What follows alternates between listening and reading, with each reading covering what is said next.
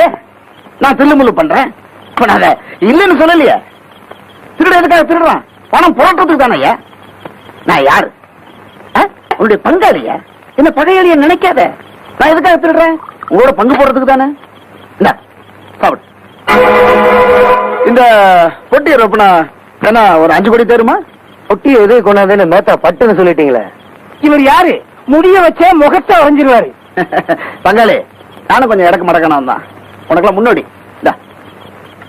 MLA இந்த பொட்டி எடுத்து போய் ரொப்பி கொண்டா. சாப்பிடு. என்ன ஆட்ட முடியாதுன்னு சொன்னல, எப்படி ஆட்டம் பாரு.